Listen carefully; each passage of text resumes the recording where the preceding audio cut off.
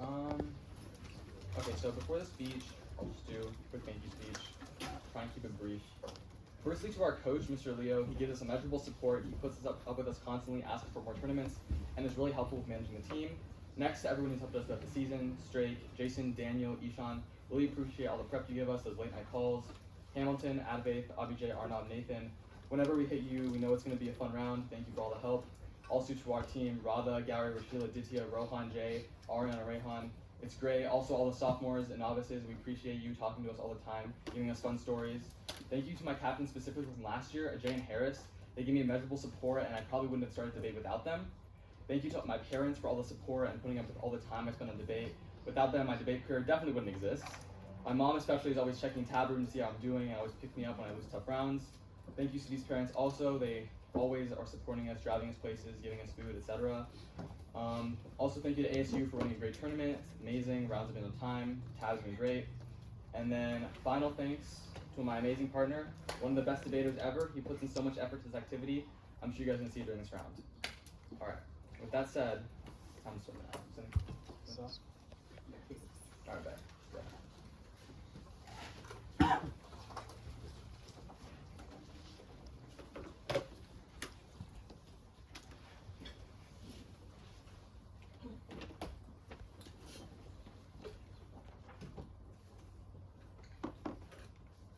Yeah, sorry, I don't know why my internet was cutting out.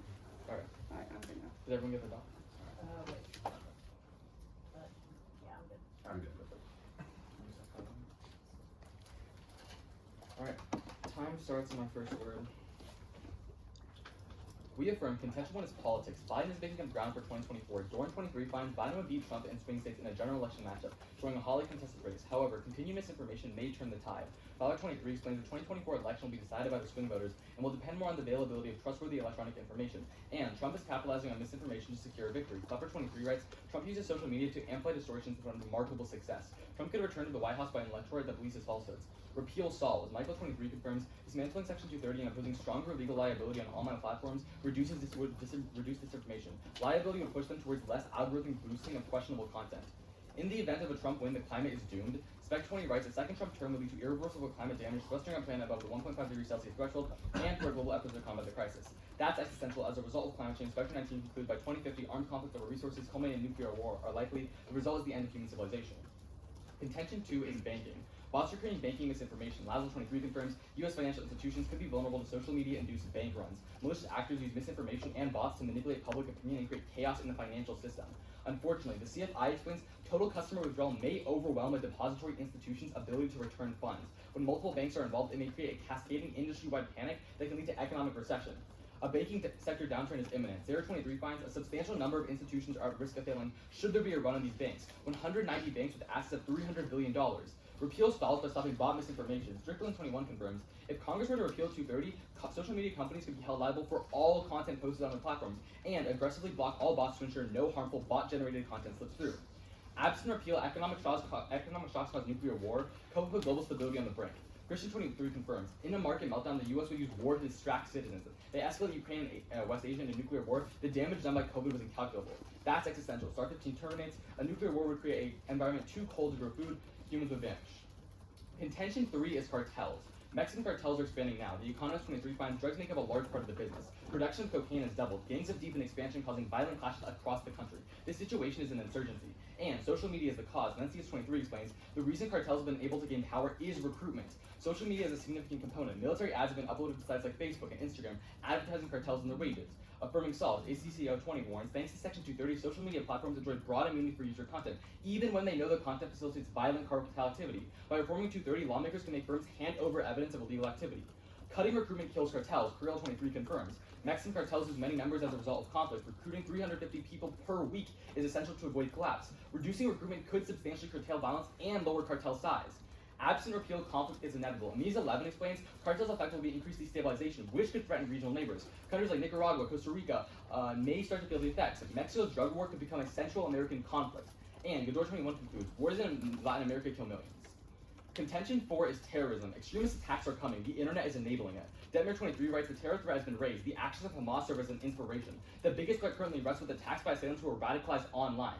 Specifically, social media is used. Share 23 finds sites like Instagram and Facebook play key roles to mobilizing 90% of terrorist actors. Repeal would decrease extremist activity online. Wit 22 explains, without Section 230, platforms that face potential liability for content on their sites will be far more risk-averse and take a lot more content down to avoid the possibility of a lawsuit. And companies would be forced to find solutions to remove extremist content. Like 18 confirms, a greater liability regime would cut off a key lifeline for terrorists. An exemption from Section 230 would increase incentives for ISPs to innovate and develop new solutions to combat the threat of terror on social media. Unfortunately, higher levels of terrorism invite more U.S. military intervention. The PMC 23 explains, U.S. leaders justify military adventurism to snuff out terror. Military forces continue to underpin U.S. operations. Terror has been used to justify airstrikes in Libya, Pakistan, Yemen, and military operations in 22 countries. And Avery 20 concludes, a Washington attack might escalate in the Middle East. Russia and China might be drawn in. Nuclear weapons would be used. It could destroy civilization. Thus, we are so proud to affirm. Thank you. Okay. I'll send, Yeah.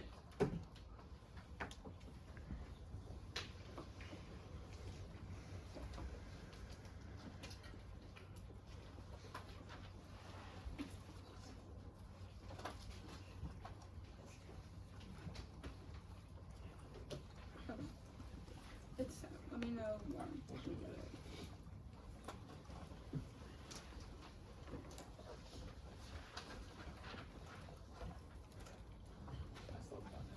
Okay. I guess we'll do thank you for, Yeah. while we wait. So, first and foremost, I'd like to thank Sully. He's been helping us this entire tournament and has helped us in past tournaments, and I don't think we'd be here today without him. Nextly, I'd like to thank my family for always supporting me in my debate career. I think I definitely would not be here without them, and thank you for bringing me to tournaments like ASU. Next, I'd like to thank the tournament for being run so properly and for just such a, it's been a great time. Next, I'd like to thank some of my friends in debate. First, Sophia and Rachel, who are right here. I don't think Chapin debate or independent NYC debate would be as fun without them. Next, of course, Caroline. I don't think I would win a single round if it weren't for her. Thank you so much. And thank you to all my friends from Epsilon LB, like Arnav, Nate, all my acting friends like Matt, Neil, and Connor, and everyone else. I'm sorry if I forgot you. So if everybody's ready, I'll start the night constructive. Okay.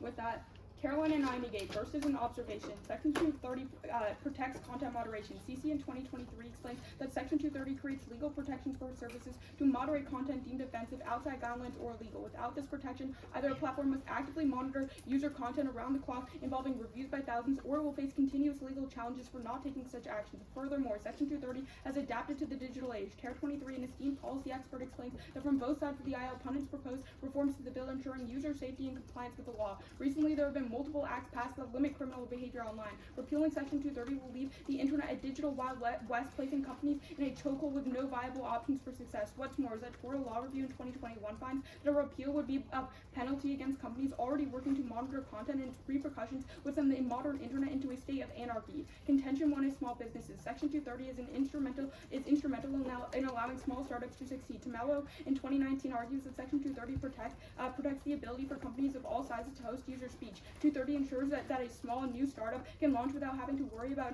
ruinous litigation. Without Section 230, a startup would have to use its scarce resources to build out prohibitively expensive and largely ineffective moderation tools and be prepared to spend hundreds of thousands of dollars fighting lawsuits. In a world without 230, the only platforms that will be able to survive will be run by large companies. Thus, repeal would deplete the economy. Lincoln 20 writes that eliminating liability protections could kill 425,000 jobs each year. Worse, Wham in 2019 argues that 71% of investors would be uncomfortable investing if protections were weakened. Cal in 2023 concludes that a strong ruling against 230 would crash the digital economy. It would become legally unviable to operate any sort of major platform. That would devastate the tech sector since the U.S. economy is so heavily intertwined in global trade. Boston University laments that the future economic shock would spread abroad, forcing 100 million people into poverty around the world, similar to 2008. Contention 2 is core clause repealing sentences the internet to a death by 1,000 lawsuits. Funk 23 argues Section 230 recognized that the internet internet was in its infancy and risk being choked out of the existence of website owners could be sued for things that other people posted. Without 230, all online media would face an onslaught of bad faith lawsuits. Suits overrun courts. Kirko 6 warns that increased caseloads will delay decisions over patent and trademark rights in technological innovation. That's key to pharma. Engelhardt 8 confirms that innovation in pharmaceuticals is necessary to maintain the human species, where new microbial threats may at any time emerge to threaten human survival. Contention 3 is global havoc. Repealing 230 emboldens a global crackdown on social media. Bills number 20 writes that while 230 is a U.S. statute, much of global content is hosted by U.S. companies. Any U.S. regulation have implications outside of the U.S. That existence of more content filtering in the U.S. would indicate to other countries that the companies are able and willing to abide by local content moderation laws. Autocratic regimes would be emboldened with more onerous demands. Additionally, U.S. policy as a model. Hellerstein 21 contends that scrapping the law could set a precedent for countries from Asia to Latin America to place severe restrictions on digital speech. Every other country in the world is going to fall on the censorship scale. Most countries have yet to pass local liability legislation. Section 230 is acted as the law across the world. In Latin America, U.S. debate on 230 is already influencing a bill. In Mexico, could give the country the power to overrule networks. The digital autocracy is terrible. Sherman 19 writes that China and the U.S. influence digital authoritarianism or the lack thereof via domestic example-setting governance models in influential countries and impact decisions outside of those countries. That's existential. Diamond 19 finds that the main threat to all security stem from authoritarianism. For North Korea to Iran, autocrats use coercion, gobble of resources and territory, supporting international terrorism, proliferating WMDs, and threatening neighbors. Thus, we're proud to negate. Okay, are you ready for cross?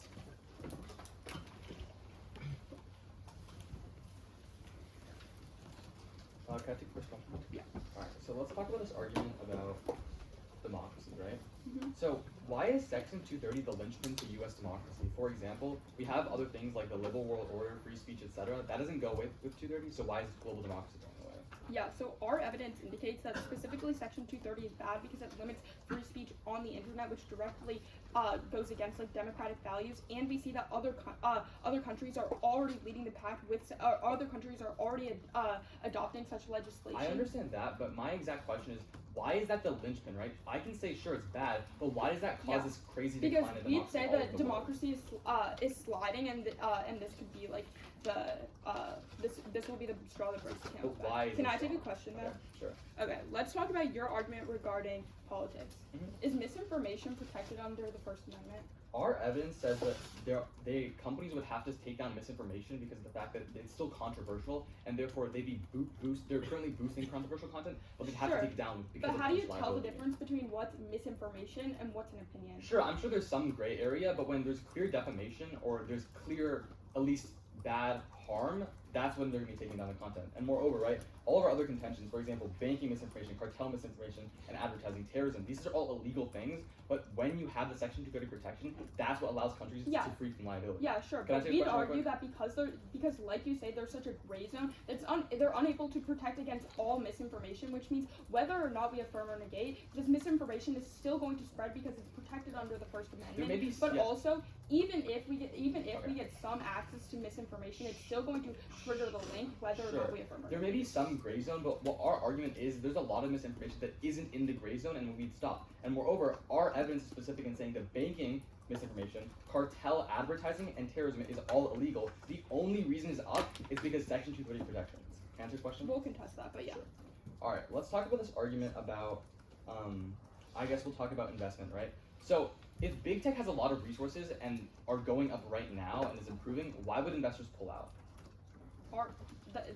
The investors pull out when you affirm. Well, yeah, I understand that, but if big tech is so successful and is so profitable, don't you think that investors would think that big tech is resilient to Section 230 repeal? No, because our evidence indicates that investors don't feel comfortable investing directly because of Section 230, and that's because of all the liability that they're going to have to go through. So because they're going to have to go through all of these court cases, all of these other problems directly because of repeal, that's going to directly lead to lower investment and lower trust in these type of so wait, really quickly, to be clear, you're saying Section 230 is the reason that these investors are investing in the companies solely?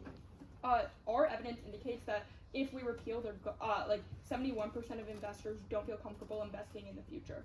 But that's essentially cross. Sure.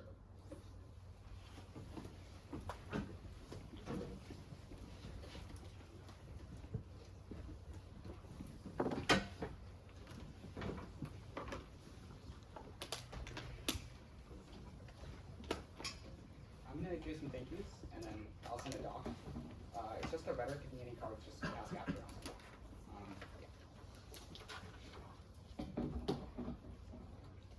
Well, first, with my thank yous, the first people I want to thank are my parents for supporting this activity and for supporting me throughout. I ask a lot of them, and they always help me most of the time. And I wouldn't be here without me. I also want to thank Regal's parents. They also support a lot. They drive me a lot of places, and got to be good friends with his dad, so that's really nice. I want to thank our coach, Mr. Leo. He does a lot for our team. Really would not have a program without him, and he's always been a great mentor to Rachel and I, even though I know he gets on his nerves a lot of the time. Next, I want to thank some of the teams here. Abhijay, Advait, Hamilton, Vegas Laugh, Hebble's Prepping, also Armov because he asked. Next, ACP, Mira Loma, always appreciate y'all. Finally, Jason and Daniel, you are the best, and you always help us with prep. To thank people who have really helped us improve along the way, Arjun, Sam, PP, and Ishan, Majay Harris, Rada Gowrie, better captains than we deserve. Thank you for being here. Also, everyone on the team for supporting us, like Ariane Rayhan, let us walk over them, novices here, everyone else who's supporting us. And thank you to ASU for running just such a great tournament. It's been really good, and we've had a lot of fun. Lastly, I want to thank my partner, Rachel. He's probably the only person in the world who really knows how to handle me the best, and I know I'm a lot to deal with, and I can't thank him enough for being a good friend. So it's just going to be downward cases under them.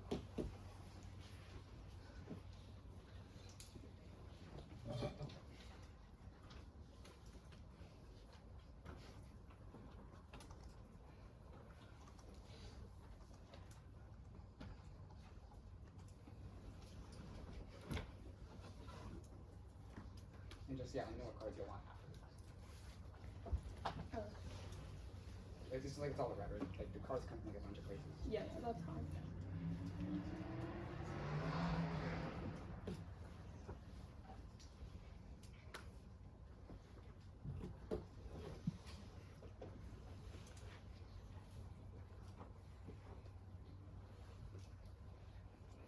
Okay, I just got it. Yeah.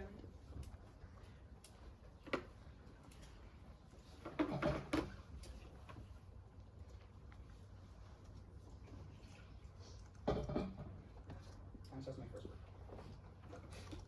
On the reform overview, first, reform hasn't been passed yet. The evidence just say it's possible. Repeal guarantees solving our threats, which they consider imminent now. Secondly, reforms won't pass, even if they do have the incentive to, until E21 finds it's unlikely that Congress will reach bipartisan agreement on amendments, but given changes desirable by the left and right are so divergent, they can't agree on amendments that they want to pass, so amendments never going to happen. On small businesses.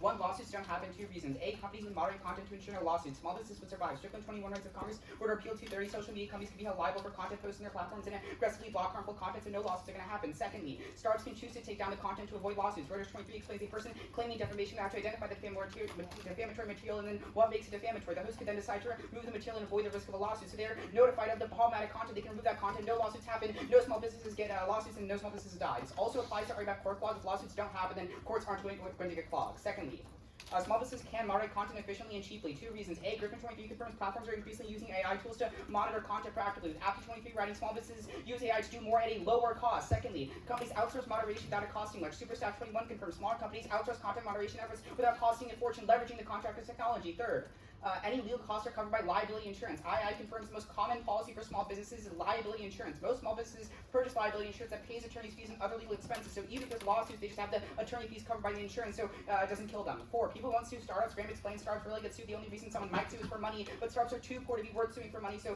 their lawsuits don't happen. 5, the economy is headed to a recession now. Tech is overvalued. Only risk of solvency is the app. Moon News, which posts a very unique finds that in 2024, the bursting of the U.S. tech bubble could drive us into recession. The market has reached its peak. Repeal prevents a market crash by downsizing big tech. Over 20 rights, Section 230 protects big tech from being sued. 230 fuel the growth of big tech. Year 23 finds repeal would lead to a major downsizing of social media giants. On this kind of investment link, there's no warrant for why investors pull out in the land evidence. Don't buy it, then even later. There should have been a case. On court clog. One gets solved over time. Bill Center 21 confirms lawsuits will gradually clear after the boundaries of post 330 safeguards enabling platforms to engage in content curation. These courts only clog short term, so it's not enough to hurt this pattern stuff. Secondly, docket management ensures no clog. Levy 13, court procedures limit dockets, siphon off frivolous cases, and punish lawyers that waste courts' attention. Rule permits courts to decide without oral argument. Extensive procedures manage dockets so it doesn't get too clogged. And third, courts will adapt to backlogs so clogs not possible. Reuters, as court backlogs grow, courts will know to adapt and adopt new legal tech that make courts more efficient. 4, clog is getting worse in the school. Ryan 23, court clogs is going worse. The overloaded court system. People having a hearing 10 years from now. The 230 ambiguity is the reason. Rosenstein 23 has basic questions about Section 230 remain uncertain. The Supreme Court failed dramatically to provide clarity. Section 30 is a deeply ambiguous statute. The courts stick with the status quo. They risk exacerbating democratic deficits. Section 230 cases aren't going away. 5. New Section 230 ruling means it's not, and you can probably thumbs the impact. T23. The Supreme Court decided 2 cases left untouched. 230 both fresh arguments. Plaintiffs seize on language from the Supreme Court being started from different angles. More cases are happening because of 230 now. On modeling. 1. On the uniqueness, democracy declines, getting worse until Summit 23, which postdates their uniqueness. Don't even read uniqueness, by the way, but hardline rule has contributed to the erosion of democratic norms. The 6-year decline is the longest consecutive period of deterioration in which countries live. Net declines that number those with net advances. Secondly, there's no modeling from countries. McGinnis 07, democratic nations screen out American norms that cause harm. Authoritarian states select norms that serve those in power, regardless of norms we adopt. They might cite our norms as cover their decisions, but would have adopted the same rules anyway. 3rd, misinfo worsens democracy and repeals stalls. Changers 22 explains misinformation disrupts the democratic process, confuses voters, amplifies mistrust in the electoral process by accusing people of voter fraud. Our democratic system subsequently declined. Repeal stalls by getting rid of misinformation and imposing liability. 4. Countries model after China, not the US. Chavez 18 writes countries moving toward digital authoritarianism by embracing the Chinese model of extensive censorship. Global internet freedom declined. If countries are moving toward authoritarianism or would be willing to move toward authoritarianism, they model after China, not the United States. But if the United States does something bad, they just model after China anyway. 5th, Section 230 allows for harmful social content online. Smith 21 writes, when you grant platforms legal immunity for the content that users post, you reduce their incentives to proactively remove content causing social harm. And this content that causes social harm is probably worse for democracy. Things like hate speech, etc., worse for democracy and hurt the people in these countries, and it happens all over the world. Those are protected under Section 230 because people don't face liability for the content they post. If you repeal Section 230, then they would. Vote out. Yeah, I'll take. Okay, we're just gonna run that right now.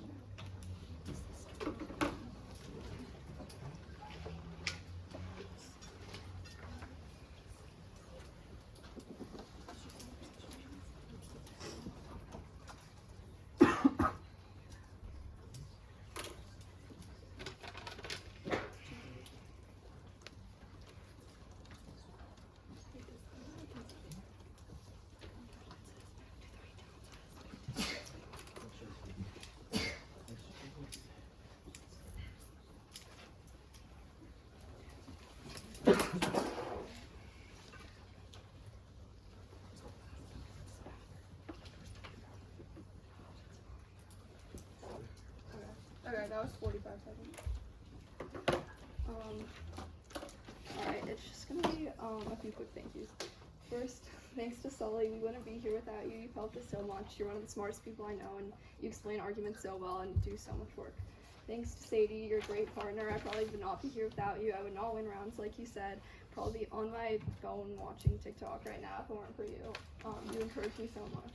Thanks to these two, Sophia and Rachel. You always make me laugh. Thanks for being so supportive. And because you asked, thanks to Mr. DiMichele. Thanks to Sadie's dad for taking us to this tournament. Thanks to Sophia's mom for coming. Thanks to Sadie's parents for letting me stay at their house. And finally, thanks to my parents for being so supportive and encouraging. With that, it's going to start on our case and then go to theirs. Is everybody good to go? Okay. I'll start my time now. Let's start on our argument about small businesses. The first thing they say is that lawsuits won't happen, but our argument is that maybe for big tech, but we say that like small businesses cannot afford to face these lawsuits, which is why they don't do any moderation altogether and just face the plenty of lawsuits which cause them to lose money. The second thing they say is just a bunch of reasons as to why startups can take down content, but again, the startups don't have the money to do all this moderation. They say things like AI, but Johnson it actually indicates that they can't afford any of that technology, which is why the evidence is really good and it indicates that they would actually not monitor any content as well. With that, the final thing they say is that people won't sue, but there's no warrant as to why people sue. If anything, they get the warrant. They want money, and people perceive that it's easier to win cases against small businesses, which is why they're more biased to taking down, to suing them and taking down their platforms. With that, the final thing, let's go to court clause. Or no, they say that the economy is heading towards a recession and the only risk of solvency is the app. There's no warrant to this whatsoever, no warrant as to why big tech needs to be downsized. We'd say, since plenty of people are investing in big tech right now, it's good to keep them investing. We don't want the stocks to plummet. On our argument about court clog, the first thing they say is that we could just use previous lawsuits to determine the next ones. But again, you have to listen to the intricacies of these lawsuits. Not every lawsuit is the same, so we can't use previous records, and the lawsuits still have happen. Their second and third responses are just a reason as to why courts can adapt. But again, during COVID, courts weren't able to adapt, and we saw a ton of backlog. There's no warrant as to why they're any better, and the status quo, the things that they talk about like docking, don't really have a warrant as to why they're getting better than they did since COVID. The final thing they say is, again, this big tech bad response, but again, since people are investing in big tech, we'd say it's better to just let them grow. On our argument about autocracy, the first thing they say is democracy is declining. They missed our argument. It's not about whether democracy is declining or not. It's just about small countries that need to look to a country to model to. And we indicate that if they see that the U.S. is doing things like censorship, then they don't choose the U.S. to do so. The second thing they say is that modeling does not happen, but our evidence postdates and it actually indicates that countries like Mexico have based their policies simply on reforms to Section 230. So imagine what they can do when you repeal it altogether. They say misinformation. I'll get to that on their case. And they said that countries are modeling after China, but our argument is that no, some countries model after the U.S. and you have to get more to do so, which is why you negate. At that point, let's go to their case. At the top, that's their case.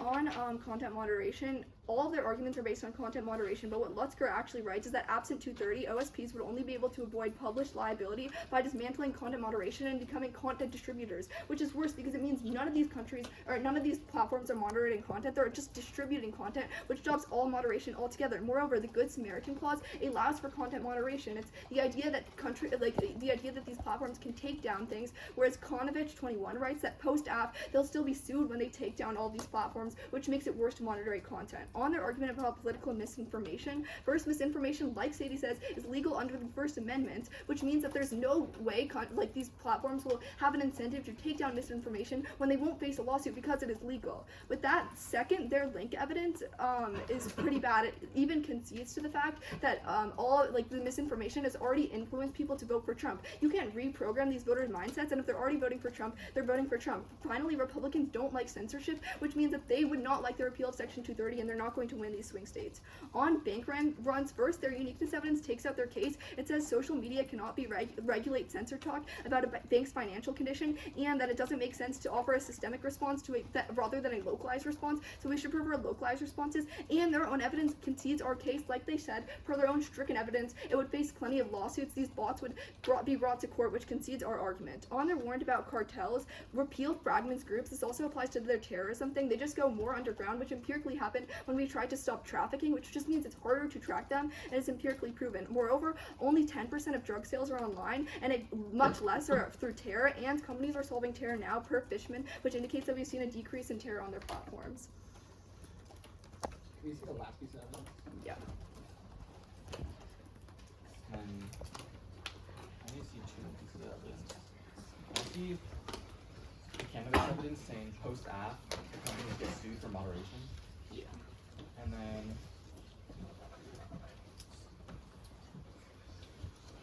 can I see the Johnson evidence saying that companies can't use AI because it's too expensive? And then when we get to surplus.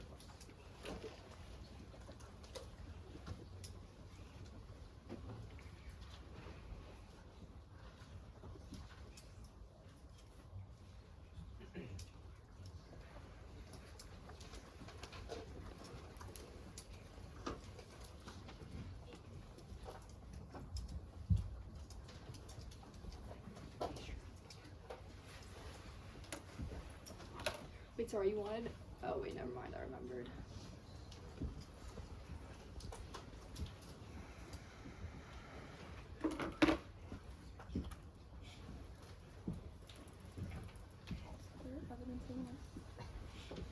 Just get the Johnson.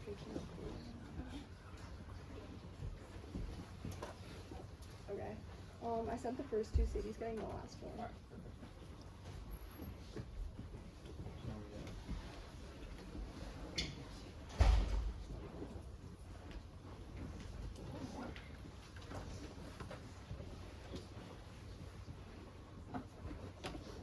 Alright, perfect. It's sent.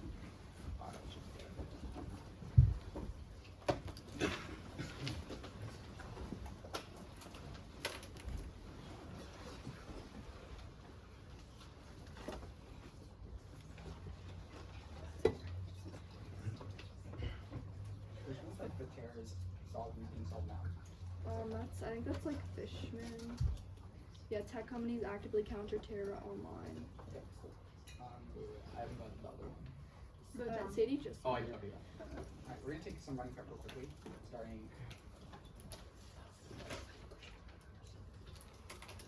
I mean, that was, yeah.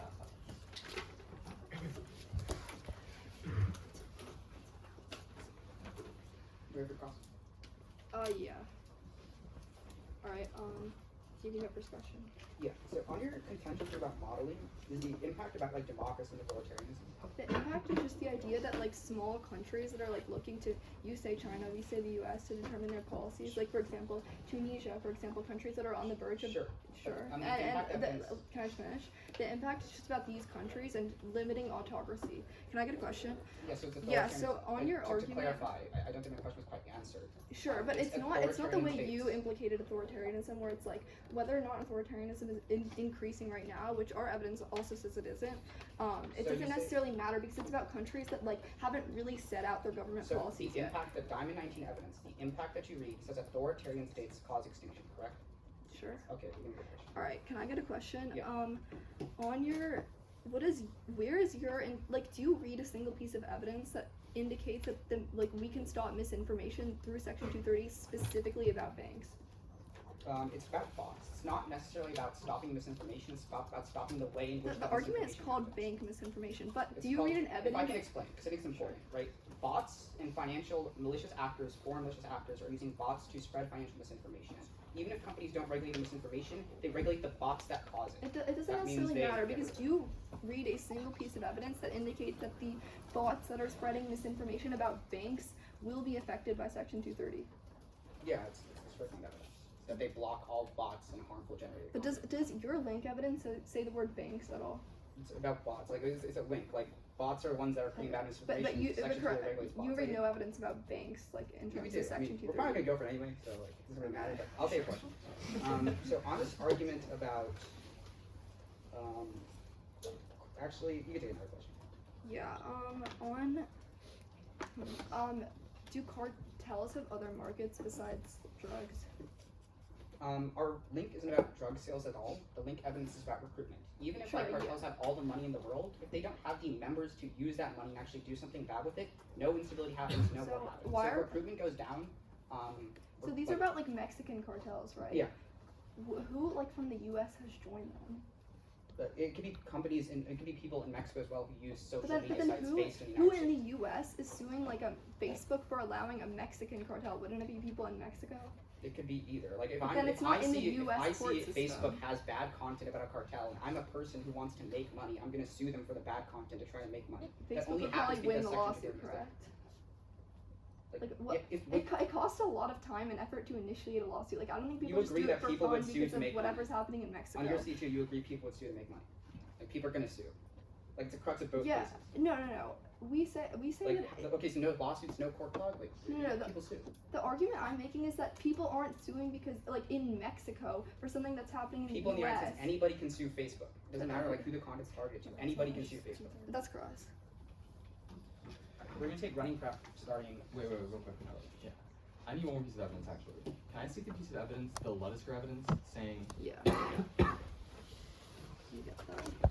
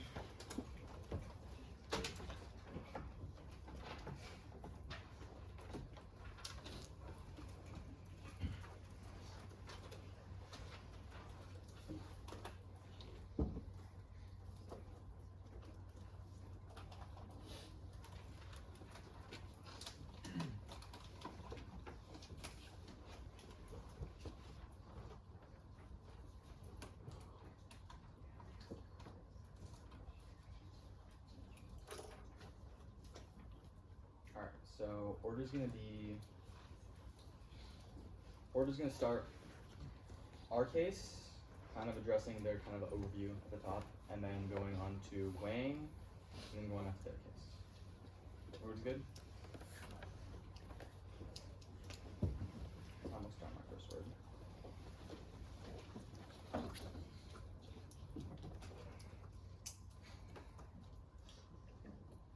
Start on our case, the first thing they read about is letters for evidence saying that, oh, companies are only able to moderate, or companies would not moderate at all. This doesn't make any logical sense. Our Wallman 21 evidence finds that companies would never not moderate at all because their platforms would turn into cesspits with nobody, and they wouldn't be able to advertise, meaning zero profit. The only risk of profit for companies is if they moderate, which is why they at least try to moderate. Secondly, they say the Good Samaritan clause protects, but that doesn't make any sense. There's no evidence saying it. Look at the evidence. There's zero evidence on this question. Secondly, the First Amendment protects companies from moderating. Again, the Wallman evidence proves this. That means that even in post-act world, companies still are free to moderate. With that being said, we get access to the moderation argument. There's no terms on banking. There's no terms on, well, let's go to the argument kind of on cartels. At first extent terror, extremist attacks are increasing in the Middle East. Hamas serves as inspiration, and terrorists online are the biggest threat, with social media mobilizing 90% of terrorist actors. Fortunately, repeal would significantly decrease terrorism by incentivizing companies to remove extremist content and fear facing potential legal liability for it. Absent repeal, however, higher levels of terrorism cause war as U.S. leaders use terrorism to justify military intervention into the Middle East, in Middle Eastern countries, sparking conflict and drawing in Russia and China. Nuclear weapons would be used, resulting in extinction through nuclear-induced famine. The first response I make is kind of on cartels and terror. They say that troops and advertising would go underground. This does not make any sense and doesn't matter because underground means they reach less people. Even if they use things like dark web, they cannot recruit as many people. They cannot mobilize as many people, meaning terrorism on net still decreases. Secondly, they talk about drug sales. That isn't related to terror. We're going for terror. And finally, they say that Fishman evidence says the terror is decreasing. That does not matter. It's from 2019. Our evidence is from 2023 Denmark, and it says the terrorism is increasing right now. And we give a specific warrant because people have found Hamas's example. And the share evidence is conceded, saying that 90% of terrorism is mobilized on social media. Clearly, it's not being solved. Then, go on to the weighing. Firstly, a couple things. Firstly, terrorism outweighs an existential impact. A lot of their impacts aren't existential. It's the highest magnitude around. Secondly, terrorism caused failed states in the Middle East, causing authoritarianism, and it outweighs on time frame, which is why you should prefer over their original length. The terrorism is happening now, per the Detmer evidence, but you don't know when this digital authoritarianism is going to happen. For example, it takes a very long time for digital norms to be approved. It takes a long time for countries to model and then build up nukes and cause wars. But you know, as soon as the terrorism increases, right now in the status quo, the U.S. starts the military intervention causing nuclear war. And like right now, the Middle East is extremely unstable, which is why we should this is probably like an accurate analysis question. There's no actor in their question, but we've specifically asked for the U.S. Then go on to their case. A couple things at the top. Firstly, they've conceded the reform doesn't happen per the 2020 evidence. It doesn't matter. Secondly, go on to arguing about small businesses. They've conceded the super staff evidence saying that outsourcing is extremely cheap. Not once was it touched. Outsourcing happens, companies are still able to moderate, and it's extremely cheap. Secondly, they've cold conceded the triple I evidence saying that companies have liability insurance, i.e. they'll never have to pay a single dollar in moderation fees or legal losses because they have the insurance. On this argument with court clog, they've conceded that court clog is bad right now. The Section 230 ambiguity is what causes it, and the only way to stop it is repealing Section 230, allowing for it to be less ambiguous because you know exactly what is moderated and what's not. On this argument of democracy, they've conceded that Holtzman evidence saying authoritarianism is extremely bad right now, but the only way to solve it is taking off bad misinformation like electoral interference, and they've completely conceded the heavy mitigation, the SABS 18 evidence saying that a lot of countries model after China. Even if you want to buy their link, it's still only a couple of countries like Mexico, they say, but there's no other examples. Thus, you should be preferring the act. Okay, we're just gonna run starting.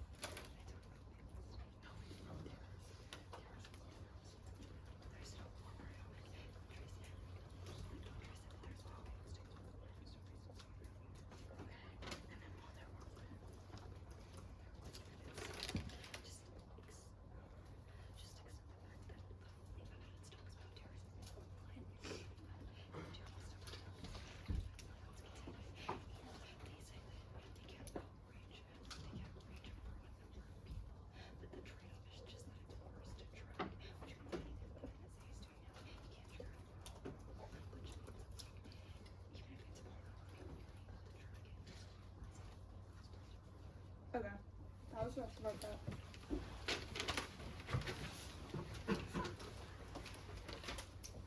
It's going to start on our case, and then it'll go to the weighing, and then their case.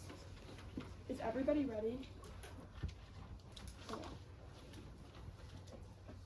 We're going for global habit. Currently, 230 acts is an abstract global law where countries are also grant companies immunity. Unfortunately, affirming would show autocratic countries that private companies can handle local data laws, incentivizing them to crack down on digital freedoms and rights, spreading digital authoritarianism globally without the U.S. at the helm. Expanded digital autocracy is an existential threat since the warmonger supports international terror and develop WMDs. This also outweighs on probability because they have conceded that it's just the debates in the U.S. about Section 230 that have caused authoritarianism in Latin America and Africa to introduce digital oppression, which means that one, it outweighs on probability, but it also means it can outweigh their time frame debate because once fiat assumes that debates happen, which means our impact occurs right away. A few responses they give is that one, democracy is worse right now, but they have conceded that our argument is not about democracy. It's about countries who are determining whether or not to follow a U.S. or autocratic model, which is directly respond to their second response that they just extend their range, which is that the countries are modeling after China, but our argument is saying that these countries are choosing whether or not to model after the U.S. or China. If anything, affirms pushes them more towards China. Go to the weighing on their failed states weighing. We'd argue that it's actually first they give you no warrant, but also we'd say it's reverse causal because when all these countries are authoritarian, it increases the chance for terror to spread. Look to all the countries in the Middle East that have terrorism right now. It's not because terrorism exists; it's because authoritarianism existed before the terrorist states happened. This is really key because it means we massively outweigh on probability. Okay, next go to the top of their case because they concede a really critical term on their first contention about politics. Caroline tells you that Republicans and independents don't like censorship, which means that they're more likely to vote for Republican in the next election. That's really key because it means that Trump's going to get elected, triggering their own impact about climate change and resource wars directly because of climate change. This outweighs their argument about terror because when there's all these other resource wars, it forces terrorists to get involved, increasing authoritarianism as well. Next, go to their own argument.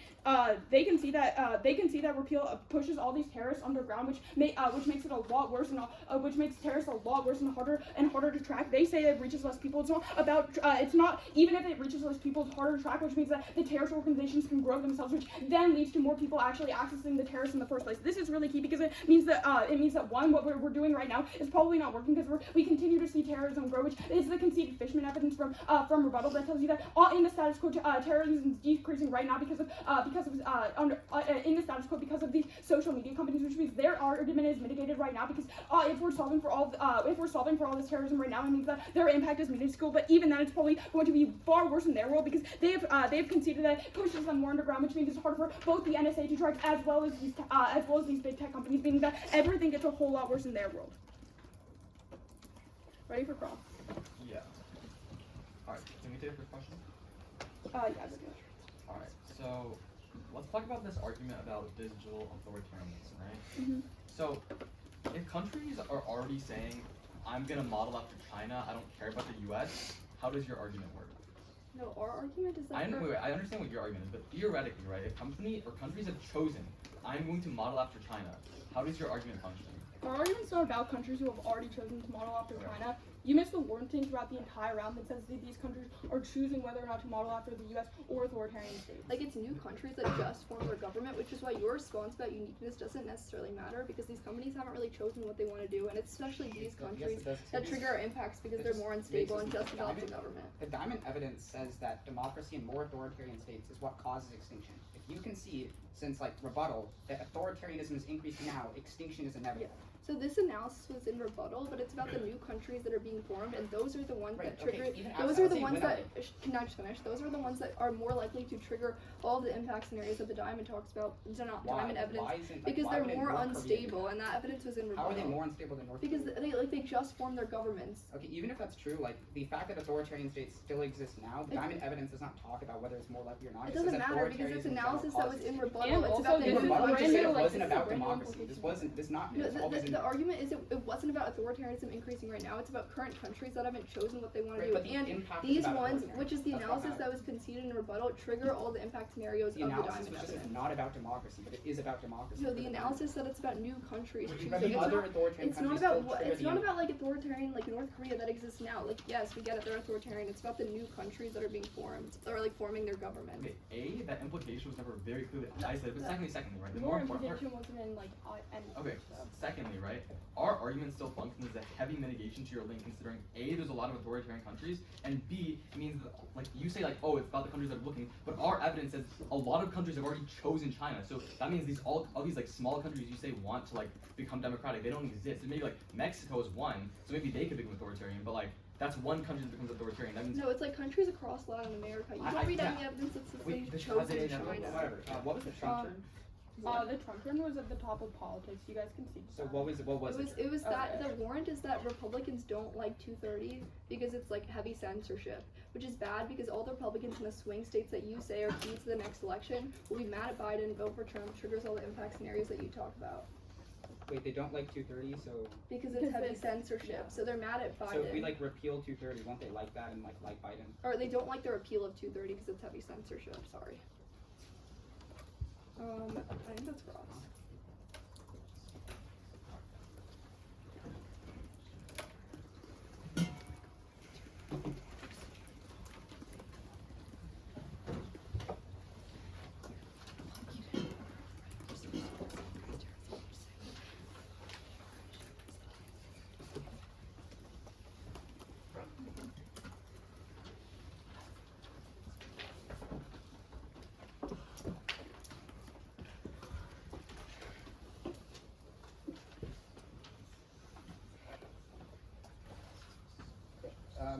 It's going to start on Lang, and then it's going to go to our case, and it's going to go to their case.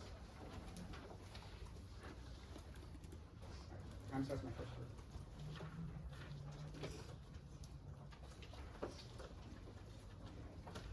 Both impacts the same, they're both impacting extinction. They concede extinction is the most important. What you need to determine is which extinction scenario happens first. That means it's a prereq to the other. And if we win that extinction scenario happens first, then it's the only differential way in this debate. Probability is literally fake. It doesn't matter because one, like the link is conceded on our terrorist arguments, is definitely as probable as theirs. And yeah. So we win time frame or probably win the debate. Here's why we win time frame. They can see that their scenario takes a long time to happen. It takes a long time for digital norms to accrue and for these countries then to start a war. That's true. It happens decades in the future. But they can see the Middle East is very vulnerable right now, meaning it's a war could happen at any moment, which why we need to appeal right now, which solves and means we gotta wait in time frame. That's it. If we're winning the time frame debate first, definitely winning the weighing. Let's get our case extended. Extremist attacks are increasing in the Middle East. Hamas serves as an inspiration for terrorists online, are the biggest threats with social media mobilizing 90% of terrorist actors. Forcing repeal would significantly decrease terrorism by incentivizing companies to remove extremist content if you're facing potential legal liability for it. Absent repeal, however, higher levels of terrorism cause wars. U.S. leaders use terror to justify military intervention in Middle Eastern countries, sparking conflict and drawing in Russia and China. Nuclear weapons would be used, resulting in extinction to nuclear-induced famine. All they just say is that we're solving right now. We're not solving right now. Remember that their evidence is from 2019, but the evidence from 2023 finds that because of Hamas, terrorism is increasing right now. Is uniquely likely, which bit better than their evidence. Then they also just say that terrorism gets a lot worse because it gets harder to track. But they're just solving a problem that they create. Terrorism would not exist to the scale that it does right now if we didn't have Section 230. If we repeal Section 230, then there's no terrorism at all. Recruitment is the issue. The mobilization of terrorists is the issue. But that mobilization does not occur on the dark web because it can't reach as many people. But on the open web, it can. That's it. On the turn does not matter. It's way into the future. Resource force, etc. 2050. It's just an extinction impact in 2050. But all of it, everything's extinction. We win that our extinction scenario happens first. We're definitely winning the round. They also can see our link on terrorists. It's just as likely as their argument. On modeling, first, their diamond impact and their diamond evidence says authoritarian states cause extinction. They concede Hulseman, which says they're authoritarian states right now. Democracy is getting worse, meaning extinction will happen from authoritarian states regardless of whether you affirm or negate. They just say it's about these small countries, but the diamond evidence is just authoritarian states in general, not small countries. Extinction happens regardless of what you do. On their probability, they just say fiat means impact happens right away. No means the resolution happens right away, not their impact. We give analysis of whether impact happens later. It makes no sense. Vote on time frame, but.